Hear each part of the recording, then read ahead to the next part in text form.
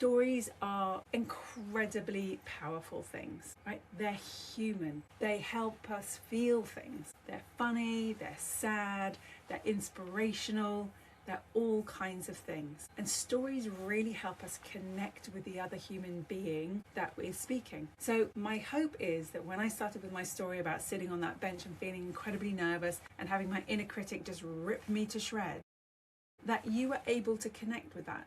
Now, you may not have had that exact experience, but you will have had something similar. You will have had a moment where you really doubted yourself. You will have had a moment where you really wanted something and you really weren't sure you could get it or you deserved it. You will have had those moments. So hopefully, in my telling of that story, you recognized yourself. And I'm also hoping that you recognized it because of the way that I told the story.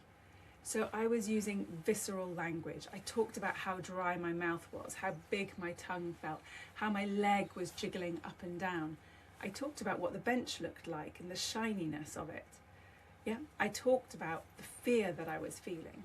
So hopefully it was kind of visceral. Hopefully you could imagine it. You could sort of see it in your mind's eye. You could see that bench. So by using that kind of language, I was hoping that you would really connect with it. Also, I told it in present tense, so like it was happening now. Right? That happened well over a decade ago. But I told it as though it was happening now. Again, so hopefully you could see it in your mind. That was the purpose of using the visceral language and telling it in present tense. Those are really powerful ways to connect with your audience.